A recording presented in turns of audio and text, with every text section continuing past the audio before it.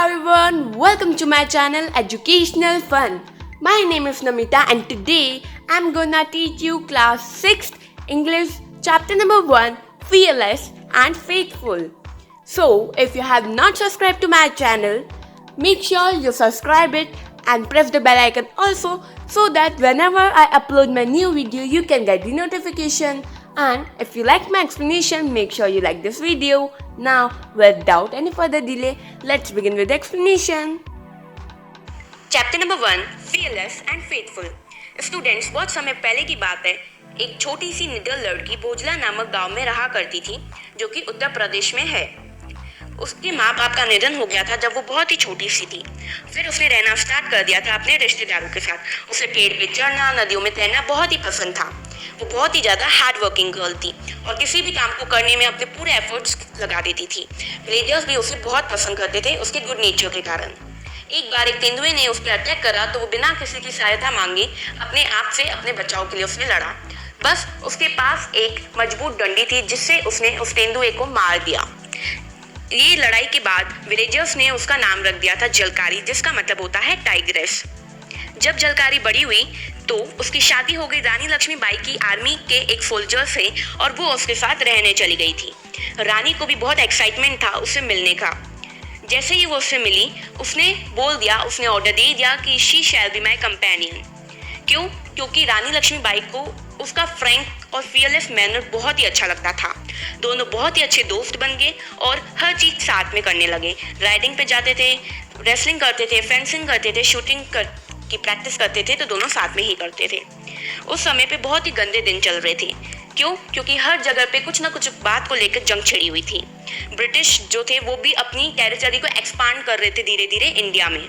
उनकी इंडिया में एक ट्रेडिंग कंपनी भी थी जिसका नाम था ईस्ट इंडिया कंपनी। उधर का ऑफिसर उस लैंड के पीपल को बहुत ही गंदी तरीके से ट्रीट करता था।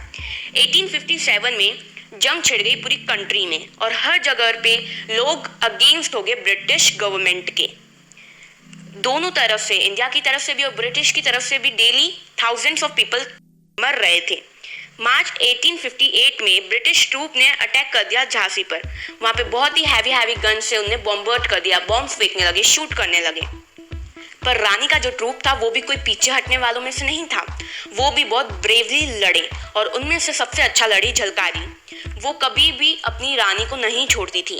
उसने ब्रिटिश सोल्जर्स के साथ भी बहुत ही अच्छी तरह से लड़ाई करी और एनिमी को बिल्कुल भी एक्सपेक्टेड नहीं था इतना अच्छा डिफेंस फोर्ट की तरफ से, कि फोर्ट जो है वो इतना अच्छा डिफेंस अपने बचाव कर सकता है, अपना बचाव खुद कर सकता है।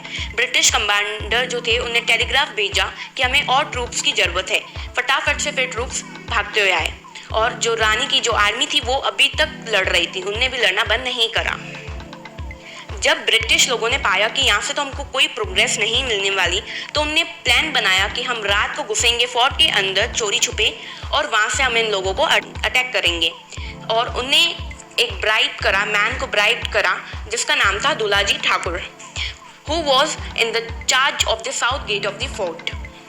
उनने उनको बहुत सारी मनी दी। क्यों मनी दी? जैसे कि वो बता सके कि हम कैसे घुस सकते हैं। तो उसने उसको जब मनी मिली तो उसने बता दिया कि यहाँ से इस फोर्ट की प्लेस में से यहाँ से खोल बना हुआ है एंड आप यहाँ से घुस सकते हैं। तो जैसे ही रात को उनको पता चला कि यहाँ से होल बना हुआ है, जैसे ही वो लोग अंदर घुसे फोर्ट के अंदर, तो झलकारी ने उनको देख लिया और फटाफट से पूरे उसमें अलार्म बजा दी। जो रानी की जो आर्मी थी वो भी फटाफट से गन्स वगैरह लेके चालू हो गई लड़ने के लिए। और ऐसे ही जो फाइटिंग थी वो बहुत ही दिनों तक चलती रही। इंडियन ट्रूप भी जो था वो भी पीछे हटने वालों में से नहीं था। वो भी पूरी बोल्ड स्पिरिट के साथ लड़ रहा था और अपना बेस्ट दे रहा था और उनका ये भी मानना था कि वो उन्हें कोई भी डिफीट नहीं कर सकता इंडियन ट्रूप को। और जो एनिमी लोग थे वो भी पूरी ताकत के साथ, पूरी अपने वे के साथ लड़ रहे थे जब तक कि वो पैलेस के बाहर थे। अब जो क्वीन के रक्षक थे उन लोगों ने बोला कि आप फोर्ट के बाहर चले जाइए किसी सेफ प्लेस पे, सो दैट आपको कुछ भी नुकसान नहीं पहुंचे। पहले तो जो रानी थी, रानी लक्ष्मीबाई, वो मान नहीं रही थी, पर लास्ट में उन्हें मान लिया और वो अब पूरे आर्मर के ड्रेसअप के साथ और एक डैगर और 2 रिवॉल्वर्स लेके बाहर चली गई और किसी भी एनिमी को वो पहचान में नहीं आई कि वो रानी लक्ष्मीबाई है। वो चुपचाप से गेट से निकल गई, हिल साइड से निकल गई। झलकारी भी उसको छोड़ने के लिए थोड़े ही पार्ट तक गई थी, थोड़े ही वे तक गई थी कि जब तक कि रानी सेफ नहीं हो जाती। जैसे ही झलकारी को पता चला कि जो रानी है वो फोर्ट के बाहर सेफली पहुंच गई है, सेफली एक सेफ प्लेस पे पहुंच गई है, तो उसने अपने आप को बना लिया पूरा रानी लक्ष्मीबाई जैसा क्लोथ उसने वियर कर दिया और एक सफ़ेद घोड़े पर वो बैठकर जा रही थी फोर्ट के अंदर। अब जो ब्रिटिश सोल्जर्स थे उनसे एक मिस्टेक हो गई, उसको झलकारी को उनने समझ लिया रानी लक्ष्मीबाई, क्योंकि झलकारी का प्लान भी यही था, वो एक ट्रिक प्ले कर रही थी। पर ये सब ब्रिटिश सोल्जर्स को नहीं पता था।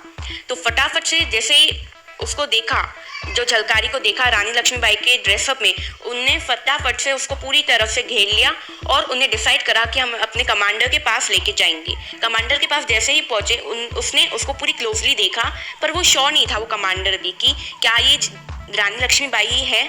तो उसने ऑर्डर दिया कि दूल्हा जी को बुलाया जाए, पक्का उसको ही पता होगा। जैसे ही झलकारी ने दूल्हाजी ठाकुर को देखा, उसकी आइज पूरी गुस्से से भर गई थी। वो बहुत ही ज़्यादा जोर जोर से चिल्लाने लग गई, you traitor, you covert, you shameless betrayer of your people. Traitor का मतलब वो होता है कि जो हमारे साथ जो आदमी है वो धोखा दे दे हमको और किसी एनिमी के साथ उसकी पूरी टीम में मिल जाए।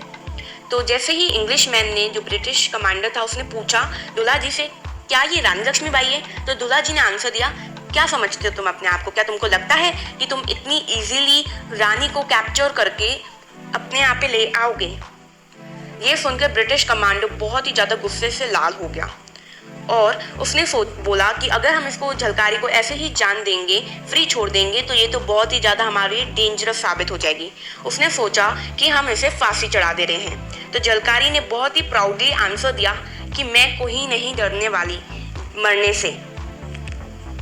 जैसे ही वो उसे फांसी पर चढ़ा रहे थे, जो झलकारी थी उसने जोर से चिल्लाया, be aware, you will never conquer us, we will rise again and again and fight back until we win our freedom. उसने बोला कि तुम संभल के रहना हमसे, हम तुमसे कोई डिफीट नहीं होने वाले, हम तुमसे पीछे हटने नहीं वाले, हम बहुत उठेंगे, बहुत बार उठेंगे जब तक कि हमें हमारी फ्रीडम नहीं मिल जाएगी। जो ब्रिटिश कमांडर था उसने बोला साइलेंस, उसने शाउट करा, पर झलकारी को उससे कोई फर्क नहीं पड़ा। और जैसे ही झलकारी की गर्दन में वो रोप टंगती जा रही थी फांसी के लिए, वो बहुत ही जोर से चिल्लाई, long live India, long live Lakshmibai, long live freedom. और ये शब्द उसके आखिरी शब्द हुए। सो स्टूडेंट्स, हमारा आज का ये चैप्टर ख़त्म होता है। आपने देख ही लिया कि रानी लक्ष्मीबाई और जो झलकारी थी वो कितने ज़्यादा ब्रेव थी। मेनली जो झलकारी थी वो कितनी ब्रेव थी कि बहुत ही निडर लड़की थी, किसी से भी डरने वालों में से नहीं थी, और अपनी क्वीन को बचाने के लिए उसने क्या क्या नहीं करा, और आखिरी में उसने अपनी ही जान गंवा दी अपने इंडिया के लिए। सो स्टूडेंट्स, हमको इस स्टोरी से कितना कुछ मोरल मिला हमको कि हमें बोल्ड बनना चाहिए, हमें फियरलेस बनना चाहिए, हमें किसी पे भी डिपेंडेंट नहीं होना चाहिए, और अपनी लड़ाई हमें खुद ही लड़नी चाहिए, और अपने देश को बचाने के लिए हमें कुछ भी करने के लिए तैयार होना चाहिए। सो स्टूडेंट्स, यहाँ पे ही हमारा आज का चैप्टर ख़त्म होता है। I hope that you understood this chapter very nicely and I hope that it was useful and helpful for you, right?